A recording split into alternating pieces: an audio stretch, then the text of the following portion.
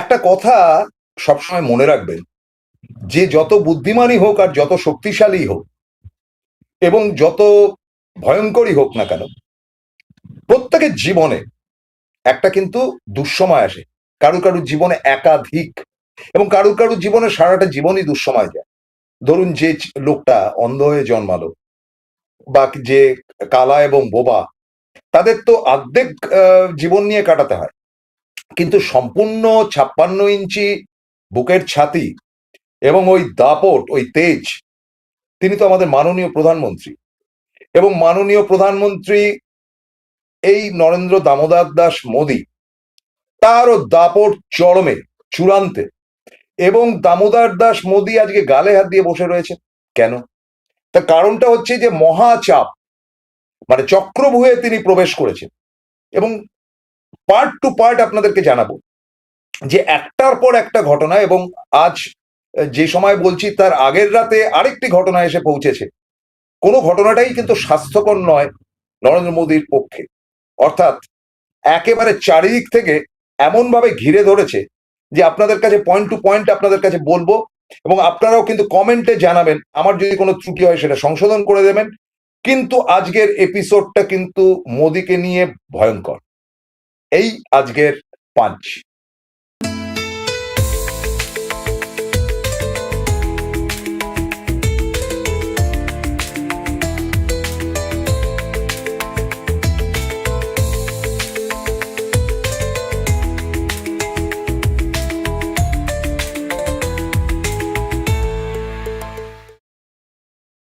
স্বাগতম, নমস্কার, আসসালামু আলাইকুম। আহ, একেবারে জুম্মাবারে শুরু করছি আজকের আমাদের কথকথা। এবং যেটা আমরা হেডার করেছি, অর্থাৎ চক্রবয়ে মোদী। সত্যি কথাই বলতে কি, যে যখন অনুষ্ঠানটা করছি তখনও পর্যন্ত সম্পূর্ণ ফলাফল বাংলাদেশের কিন্তু আসেনি। কিন্তু এটা বাস্তব যে বাংলাদেশের যতটুকু খবর গতকাল গভীর রাত অব্দি পেয়েছি, অনেক রাত অব্দি ন্যাচারালি আমরা সবাই যতটুকু পেরেছি, মানে বাংলাদেশের খবর বাংলাদেশের চ্যানেল খুললে তো আর পাওয়া যাবে না, অন্তত ইন্টারন্যাশনাল বিবিসি টিবিসি ইত্যাদি থেকে যতটুকু পেয়েছি, তাতে করে কিন্তু বেশ খানিকটা এগিয়ে রয়েছে জামাত। যা কিনা একেবারেই ভারতবর্ষ তো বটেই, বিশ্বের কাছেও যে খুব একটা গ্রহণযোগ্য এমন নয়। এবং হাসিনার আমলে এই জামাত পার্টি কিন্তু একেবারেই কি বলা যায়, মানে ধরছে ঝুলিয়ে দিয়েছে। হাসিনা এরকম কাণ্ড করেছে, সেই দলের তো কোনো অস্তিত্বই রাখতে চাননি, এবং ব্যান তো ছিলই। এবং আমাদের দেশেও কিন্তু ব্যান এই জামাত পার্টি। জামাত মানেই যে খারাপ তা না, কিন্তু তাদের কার্যকলাপ এবং নানান রকম গোলযোগ গন্ডগোল, যার পেছনে একটা মস্ত বড় শক্তি সাহায্য করে চলেছে। এবং যাদের একটি অংশ, এই ছাত্ররা, যারা কিনা বাংলাদেশের ঐতিহাসিক হাসিনাকে তাড়ানোর পেছনে হইচই করেছে, তাদের পেছনে জামাতের একটা বিরাট ভূমিকা ছিল। এবার এই জামাতের জায়গা থেকে যখন ভোট দেওয়া দেওয়ি হয়েছে, সেটাতে একটা অদ্ভুত খবর পাওয়া গেছে যে ভোটের লাইন কোথাও কোথাও আমরা পেয়েছি, যেমন ছবিটা দেখাচ্ছি। কিন্তু জানা গেছে যে বেলা 12টা অব্দি ভোট লুট হয়েছে, এই যে বক্স তুলে নিয়ে চলে গেছে।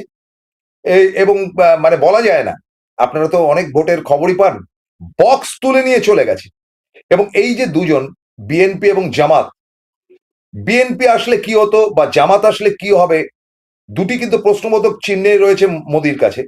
তার কারণ ইউনিস খান যতদিন দায়িত্বে ছিলেন, মানে বলা যেতে পারে আজকেই হয়তো তাকে দায়িত্ব ছাড়তে হতে পারে, বা জামাত থেকে নতুন প্রধানমন্ত্রী, হোয়াট এভার ইট ইজ, হতে পারে।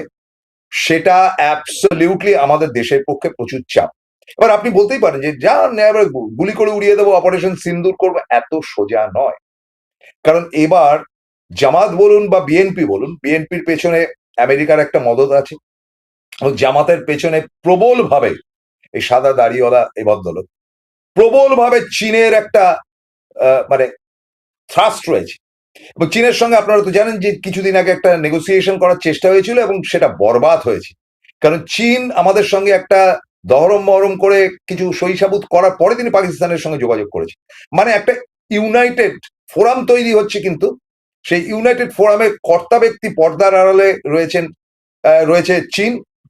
এবং তার পাশাপাশি বাংলাদেশ, আগে যে ভারতের বন্ধু ছিল।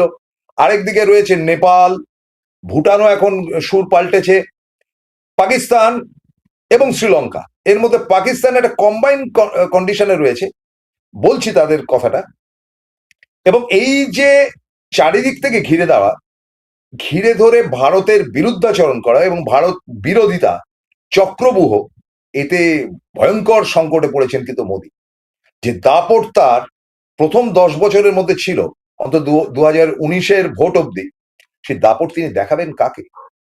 পাকিস্তানের সঙ্গে জোর কদমে চোখে চোখ লাগিয়ে তারা চেপে রেখেছিলেন। এবং এটাও ঠিক যে পাকিস্তানের প্রসঙ্গ যেটা প্রথমে আনি, যে পাকিস্তানের ইমরান খানের সঙ্গে কিন্তু নরেন্দ্র মোদীর সম্পর্ক তেমন খারাপ ছিল না। কিন্তু আপনারা কি জানেন, চমক দাও একটা খবর বলি, ইমরান খান গ্রেপ্তার হওয়ার পর থেকে তার কোনো খবর নেই। শেষ পাওয়া খবর গতকাল আমরা যেটা জানতে পেরেছি, তাকে পিটিয়ে তার চোখের 85% থেকে 90%, মানে তিনি প্রায় অন্ধ হয়ে গেছেন। এটা প্রথম খবর। জেলের মধ্যে পেটানো হয়েছে কাকে? ইমরান খানকে। ইমরান খান ভালো কি মন্দ বা তার ব্যক্তিগত জীবন কি ছিল, গুলি মারুক। ঘটনা হচ্ছে এই, হচ্ছে সেই ইমরান খান যার, যিনি দেশকে বিশ্ব চ্যাম্পিয়ন করেছিলেন ক্রিকেটে 1992 সালে। সেই ইমরান খান সোসাইটির জন্য, দেশের জন্য অনেক কিছু করেছেন। ক্যান্সার হসপিটাল করেছেন, তার মার মৃত্যু হয়েছিল ক্যান্সারে। তিনি দুটো ইনস্টিটিউট করেছেন এবং যতটুকু চেষ্টা করেছেন যে পাকিস্তানের মধ্যে সভ্যতা, তিনি নিজে অক্সফোর্ডের ছাত্র, যতটা পারা যায় শিক্ষা ইত্যাদি ইত্যাদি আনার এবং দুর্নীতি থেকে যত দূরে যাওয়া যায়। ফলে তিনি আইএসআই এর একেবারে 20 নজরে পড়েছিলেন এবং তাকে সরিয়ে দিয়ে আবার একজনকে রিক্রুট করা হয়েছে। এবং ঠিক আছে, আজকে কালকে সে, এরকম তো পাকিস্তানের কালচার থাকেই। কিন্তু জানা গেছে যে দুজনের ব্যাপারে, একটা হচ্ছে কি জিয়াউল হক বলে একজন আমাদের পাকিস্তানের জেনারেল, জিয়াউল হক, তিনি কিন্তু খুব ভারত প্রেমী ছিলেন। সাম টাইম অফ রাজীব গান্ধীর পরে, নরসিমা রাও ওই টাইমটাতে জিয়াউল হকের সঙ্গে ভারতের একটা ভালোবাসা তৈরি হচ্ছিল, বন্ধুত্ব তৈরি হচ্ছিল। তখনই জিয়াউল হককে প্লেন শুদ্ধ উড়িয়ে দিয়েছিল এবং অনেকেই বলেন তার পেছনে সম্পূর্ণ চক্রান্ত ছিল আমেরিকার।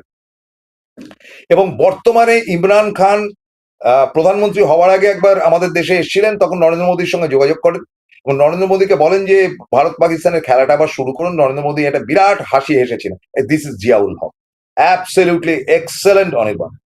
একে উড়িয়ে দেওয়া হয়েছিল প্লেন শুদ্ধ। হি ওয়াজ জেনারেল, তিনি জেনারেল ছিলেন। এবং এই একটা স্বাধীনতা উত্তর যুগে এই একজনের সঙ্গে এটা সুমধুর সম্পর্ক তৈরি হচ্ছিল। ভুট্টোর মতন লোক দেখানো সম্পর্ক নয়, সত্যি ভালো সম্পর্ক হচ্ছিল। তাকে উড়িয়ে দেওয়া হয়েছে যে ভারত পাকিস্তানের মধ্যে ঝগড়াটা যাতে থাকে। হেডেক চলেছে চিরকাল কাশ্মীর নিয়ে, নানান দিক নিয়ে। ফলে আজ অপারেশন সিন্দুর বলুন আর যাই বলুন, যে কতটা নৃশংস হতে পারে পাকিস্তানের আইএসআই অর্থাৎ আর্ম ফোর্সের যারা মাথা, এবং তাদের পেছনে সুবিশাল, দেখুন খোলাখুলি বলি, যে আমাদের এখানে এসে পুলওয়ামা বলুন, পাহেলগাঁও বলুন, বিশেষ করে পাহেলগাঁওতে খুন খারাপি করে বেরিয়ে চলে গেছে, তাদেরকে ধরা যায়নি বলে বলা হয়েছে যে অমুককে ধরেছি তমুককে ধরেছি, তার কোনো শিওরিটি নেই। তারা এসে মানে 100 কিলোমিটার না 40 কিলোমিটার দূর থেকে এসে খুন খারাপি করে বেরিয়ে চলে গেল। তো কি হলো, পরের দিন অপারেশন সিন্দুর হলো, উড়িয়ে দিয়েছি হেনা তেনা খবর হলো, সমস্ত মিথ্যে ঢপের কীর্তন করা হলো। সে পাকিস্তানের পেছনে, পাকিস্তানও নিজে কিন্তু বেশ কিছু বম্বিং করেছিল, বেশ কিছু মিসাইল ছেড়েছিল, যার, এবং পাকিস্তানের যে বিমান, তার একটিও পাকিস্তানের নয়। ছায়া যুদ্ধ হয়েছিল এবং বলা হয়েছিল যে চীন আসলে এই যুদ্ধটা করেছে পাকিস্তানকে শিখণ্ডী করে। যে ইমরানের সঙ্গে সম্পর্কটা ভালো হয়েছিল, সেই ইমরান মৃত, নাকি তাকে অন্ধ করে ছেড়ে দেওয়া হয়েছে, কোনো হদিশ নেই, কোনো প্রতিবাদ নেই, কিচ্ছু নেই। ফলে একটা হেডেক তৈরি হলো আবার নতুন করে। কারণ ইমরানের ঘটনাটা জানার পর অনেকটাই কিন্তু আমাদের কাছে চিন্তার ব্যাপার। আপনারা বলবেন যুদ্ধ করব, উড়িয়ে দেবো, এত বড় বড় বাতেলা মারাটা ঠিক না। ভারতের পাশে আছেটা কে আছে সেটা তো পরের স্টেপে বলছি। চলে আসুন বাংলাদেশে। বাংলাদেশে হাসিনা চলে আসার পর দিন থেকে ভারতের বিরুদ্ধে জেহাদ ঘোষণা করলো কিন্তু তৎকালীন বাংলাদেশ সরকার, ইউনূস। এবং একটি ভালো কথা নয়। এবং আমাদের জানতে হবে যে সেখানেও সংখ্যালঘু হিন্দুরা রয়েছে, তাদের সিকিউরিটির ব্যাপার রয়েছে।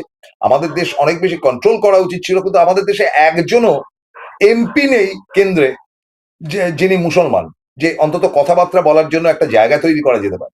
এমন জেদাজেদি করে রেখে দিয়েছেন নরেন্দ্র মোদী এবং স্বয়ংসেবক সংঘ ইত্যাদি। তো ফলে এই যে ব্যাপারগুলো করেছে, বা Amit Shah, yes, he is also. তো একটা পলিটিক্যাল পার্টি, যে দেশ গণতান্ত্রিক দেশ, সেই দেশে একজন মুসলমান মন্ত্রী নেই, সেই দেশে একজন মুসলমান এমপি নেই, সেই দেশে বিভিন্ন রাজ্যে একজন মুসলমান এমএলএ নেই, এটাই বা হবে কেন? আমার তো বহির্বিশ্বের সঙ্গে, বহির্দেশের সঙ্গে, দেখুন চীন একটা কথাই কিন্তু বলে যে হিন্দু এবং মুসলমান তাদের দেশে কিন্তু কোনো ডিফারেন্স নেই, আমেরিকাও তাই বলে, যতই আমাদের অপছন্দের দেশ হোক না কেন। কিন্তু আমরা করেছি, আমাদের এখন সামাল দিতে হচ্ছে। এবং এই বাংলাদেশে যদি সত্যি সত্যি শেষ পর্যন্ত, আর 1-2 ঘন্টার মধ্যে জেনে যাবেন যে কে আসছে, যদি জামাত আসে, এমন মস্তানির কথা কিন্তু বলতে পারবেন না যে জামাত গিয়ে সমস্ত জামাতকে উড়িয়ে দেবো আমরা গোলাগুলি করে। এত বড় রংবাজির জায়গা নেই, কারণ এই বাংলাদেশের পেছনে সম্পূর্ণ এই জামাতে ইসলামের মাথার উপর হাত রয়েছে কিন্তু একেবারে চায়নার। এবং চীন এতদিন পর্যন্ত হাসিনার আমলে দখল করতে পারছিল না, আমেরিকাও দখল করতে পারছিল না, কারণ ভারতের কন্ট্রোলে ছিল। সেই কন্ট্রোলটা সম্পূর্ণ হারিয়ে যাবে।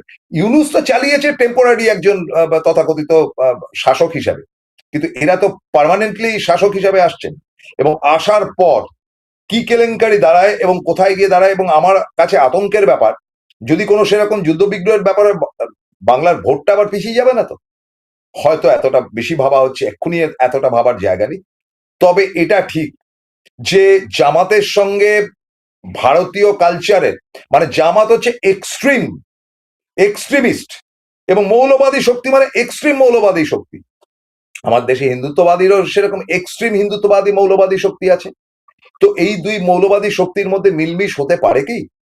আমরা আফগানিস্তানে দেখেছিলাম যে খানিকটা এখন তালিবানরা চেঞ্জ হয়ে গেছে, তারা চাইছে যে ভারতের সঙ্গে বন্ধুত্ব, ভারতের সঙ্গে নেগোসিয়েশন করছে। কিন্তু জামাত যারা, যারা মুজিবুর রহমানকে খুন করার পেছনে যাদের মস্ত বড় হাত ছিল, যারা টোটালি পাকিস্তানের সাপোর্টার, যারা বাংলাদেশ স্বাধীন হওয়ার আগে পুরোপুরি বাংলাদেশিদের বিরুদ্ধে ছিল, যাদের মধ্যে থেকে রাজাকার ইত্যাদি উঠে এসছে, অল আর জামাত। এবং জামাত চিরকাল তাদের রাগ যে ভারত কেন বাংলাদেশ বলে একটা দেশ চালু করলো। সামাল দিতে হবে নরেন্দ্র মোদীকে। এটা তো গেল একটা ঘটনা, কোথায় গিয়ে দাঁড়াবে আমি জানি না। তবে এটা বিশেষ চিন্তার ব্যাপার কিন্তু মোদীর, কারণ বাংলাদেশের উপর তার রংবাজি ছিল। এবং তার থেকেও বড় কথাটা হচ্ছে যে আদানির বিরাট ব্যবসা ছিল, ইলেকট্রিক সাপ্লাই সেখানে আদানি অ্যাবসলিউটলি ধরে রেখে দিয়েছিল। চীন বলেছে আমরা ইলেকট্রিক দিয়ে দেবো, কোনো চিন্তার কারণ নেই, যেভাবে হোক আমরা পাঠিয়ে দেবো।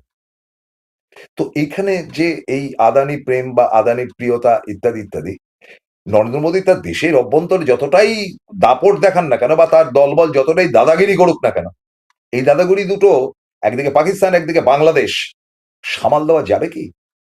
ভারত কি পাশে পাবে নেপালকে?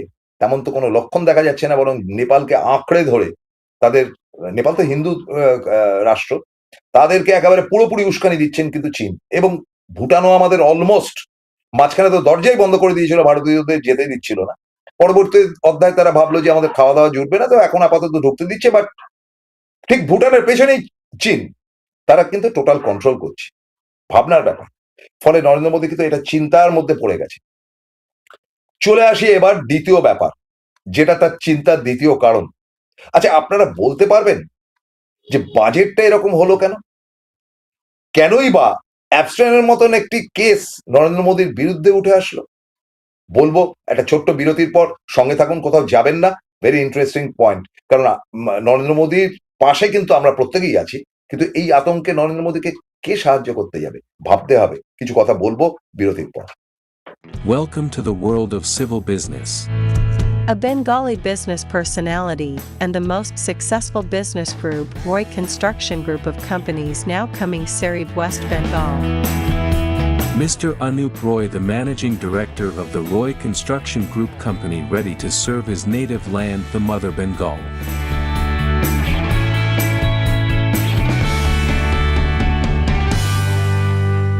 এবার সাধ্যের মধ্যেই হবে মধ্যবিত্তের স্বাদ পূরণ। নতুন বাড়ি, নতুন স্বপ্ন, সুখের নতুন অধ্যায় শুরু হোক এই উৎসবে। Ashoka group, রিডিফাইনিং realty. ফোন করুন 9163502850।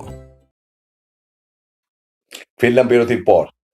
আবার দ্বিতীয় পয়েন্টটা হচ্ছে এই অ্যাবসেন্টের কেসটা কি, যে কি ঘটনা ঘটেছে ইসরায়েলে গিয়ে, কি ঘটনা ঘটেছিল সম্পূর্ণটা উড়িয়ে দেওয়া যায় না, কারণ এই গ্রুপটা হচ্ছে গিয়ে কিন্তু আমেরিকান গ্রুপ, এবং তারা তাদের দেশের রাষ্ট্রপতির বিরুদ্ধে পর্যন্ত এক ঝাঁক কমপ্লেন নিয়ে এসছে। রাষ্ট্রপতি বদারেশন নেই, ডোনাল্ড ট্রাম্প, তাদের দেশেও সব কালচার ফালচার আছে, যে বাচ্চাদের সঙ্গে টর্চার করা, মানুষের মাংস খাওয়া।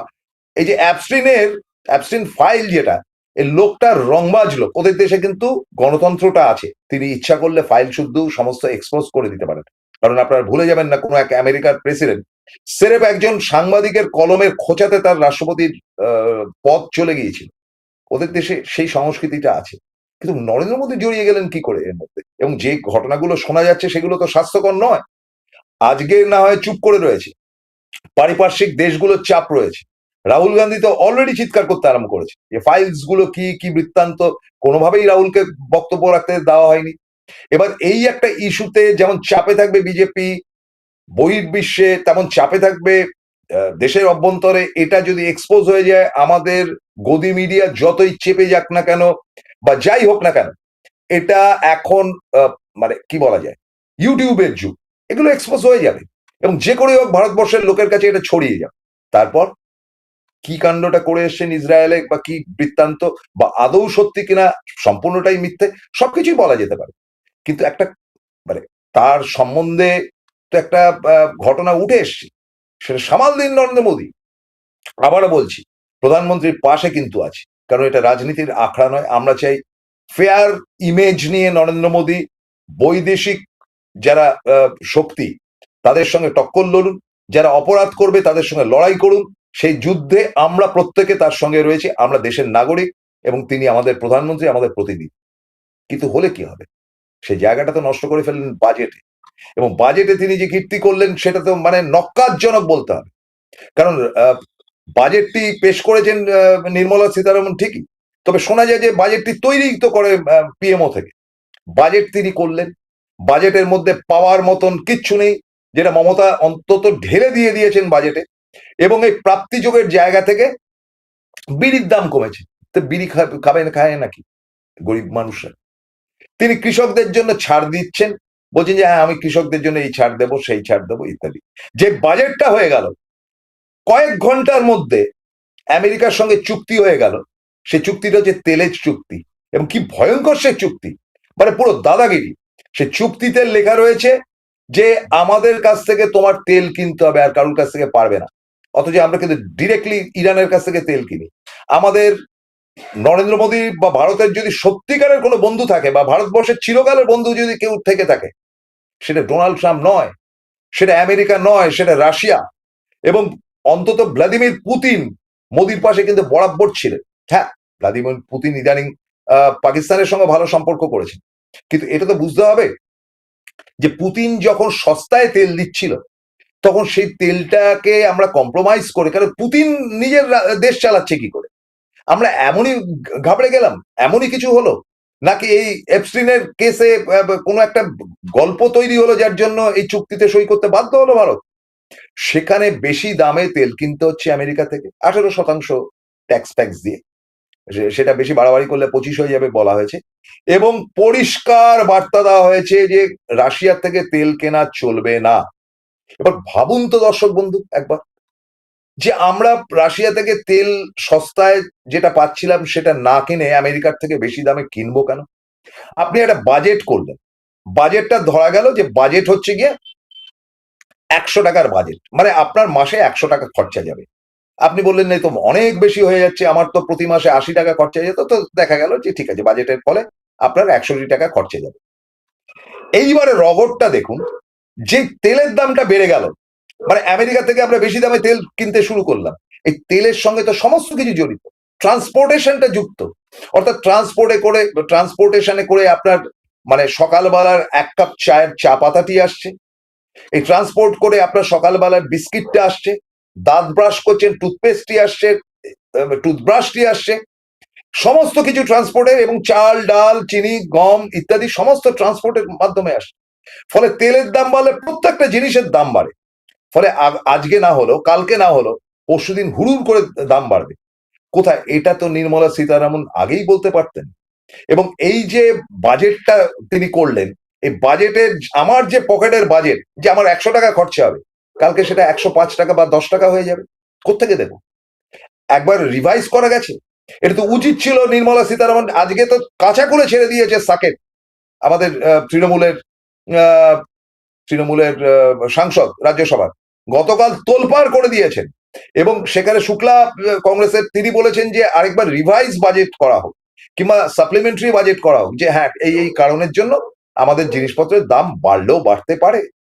তিনি বলেন যে কৃষকদের জন্য তিনি ছাড় দিয়েছেন, নরেন্দ্র মোদী সেটা নিয়ে খুব উল্লাসে প্রেসের সামনে জানালেন টানালেন। আপনারা ভাবতে পারেন যে ওই টার্মস কন্ডিশন যেটা হয়েছে আমেরিকার সঙ্গে, তার সঙ্গে আরেকটি ব্যাপার হয়েছে যে সমস্ত কিছু এফডিআই অর্থাৎ ফরেন ডাইরেক্ট ইনভেস্টমেন্ট ছাড় দিয়ে দেওয়া হয়েছে। অর্থাৎ কৃষি ক্ষেত্রে এখন ডাইরেক্ট আমেরিকা বলুন বা বিদেশ বলুন, তারা ঢুকে যেতে পারবে। তাতে করে কি হবে? এন্টায়ার কৃষি ব্যবসায়ীরা, কৃষকরা কি সাহায্য পাবে সেটা তো পরের গল্প। এন্টায়ার কৃষি ব্যবসায়ীরা, যার সংখ্যা, যারা মারাও পর্যন্ত গেছে এই যে কৃষি আন্দোলনে পাঞ্জাবের, তারা সব ধুকবে, তারা সব বেকার হয়ে যাবে, বরবাদ হয়ে যাবে। এবং ভাবতে পারেন আপনারা যে আমাদের এখানে যারা জমির ইজারা নিয়ে রেখেছেন বা বিভিন্নভাবে কৃষকদের সহযোগিতা করছেন, তারা ডুবে যাবে যদি এফডিআই, কারণ এফডিআই কন্ট্রাক্ট হয়ে গেছে, এফডিআই ঢুকছে। তাতে আমাদের ব্যক্তিগত কি উপকার হবে বা অপকার হবে জানি না, তবে কৃষক শ্রেণীর মাথা যারা, আত্মহত্যা করা ছাড়া তাদের কোনো উপায় থাকবে না। লিখে রাখুন। তাহলে এই বাজেট করার মানেটা কি? এটা তো আরেকটা চাপ সৃষ্টি হবে আগামী দিনে কৃষকদের তরফ থেকে নরেন্দ্র মোদীর উপর। সুতরাং দেশের বাইরে যেমন চাপ, দেশের অভ্যন্তরে তেমন চাপ। অর্থাৎ চাপটা কি কি হচ্ছে? চাপটা হচ্ছে বাংলাদেশ আর কয়েক ঘন্টার মধ্যে যদি জামাত চলে আসে, বিএনপি আসলেও যে খুব আহ্লাদের এমন না, তবু মন্দের ভালো খানিকটা, বুঝতে পারছি না। তো তারপরে যেই ব্যাপারটা হচ্ছে সেটা হচ্ছে কি, জামাত যদি আসে, ভয়ঙ্কর খারাপ সিচুয়েশন, ভয়ঙ্কর, মানে পুরো লিঙ্কেজ কাট হয়ে যাবে। দ্বিতীয় ব্যাপারটা হচ্ছে তখন অমিত শাহের দায়িত্বও বাড়বে। দ্বিতীয় ব্যাপারটি হচ্ছে পাকিস্তানে যেভাবে ইমরানের খবরটি আমরা পেলাম, তাতে আতঙ্কিত যে পাকিস্তান নির্মম হতে পারে, তার পেছনে পুরো মদত রয়েছে চায়নার মদত রয়েছে পাকিস্তানে, চায়নার মদত রয়েছে বাংলাদেশে। এবং চায়না চাইছে যে ভারতের সঙ্গে যেন বিদেশের অর্থনৈতিক চুক্তিগুলো কমে যায়, এবং তারা উঠে দাঁড়াতে চাইছে। এবং ট্যাক্স, প্রায় নামমাত্র ট্যাক্সে কিন্তু আমেরিকা চায়নাকে সমস্ত প্রোডাক্ট দিচ্ছে, যে কেন আমার কাছ থেকে তোমরা সাপ্লাই করো, তোমরা আমাদের দেশে জিনিস দাও। ফলে চীন চাইছে সর্বোচ্চ শক্তি হতে এশিয়ার মধ্যে, এবং তাদের প্রথম এবং প্রধান টার্গেট হচ্ছে গিয়ে ভারতবর্ষ। কারণ আগেও আমি বলেছিলাম এই অনুষ্ঠানে বসে, চীনের চিরকালের রাগ ভারতের উপর এই কারণে যে চীনের উপর কর্তৃত্ব করত ব্রিটিশরা, এবং চীনের সেই ব্রিটিশ যারা ছিল, সে ব্রিটিশ শক্তির অধিকাংশ ছিল ইন্ডিয়ান, মানে ইন্ডিয়ান ব্রিটিশের প্রতিনিধি হিসেবে সেখানে সোলজার থেকে শুরু করে সমস্ত ভারতীয়রা ছিল, এবং ভীষণ অত্যাচার করেছিল ব্রিটিশ টাইমে চীনের উপর। সেই থেকে চীনের কিন্তু রাগ রয়েছে ভারতের উপর, যার জন্য নকশাল ঢুকিয়ে দিয়েছে, মাওবাদী ঢুকিয়ে দিচ্ছে, ক্রমাগত আমাদের নানানভাবে হ্যারাস করছে। নরেন্দ্র মোদীজি, মাননীয় প্রধানমন্ত্রী, শুধুমাত্র রাহুলকে গালাগাল করে আর মমতাকে কি করে খতম করা যায় ইত্যাদি ভোটের যুদ্ধে, এইগুলো করে আপনি তো আপনার দেশের অভ্যন্তরে বিরোধীদেরকেই শত্রু করে রেখে দিয়েছেন। তাহলে তাহলে সাপের ছোবল খেলে তো দড়ি বাঁধা যায়, তাগা বাঁধবেন কোথায়? বিষ উঠেছে মাথায়। ভাবুন নরেন্দ্র মোদীজি, ভাবুন। শেষ করছি।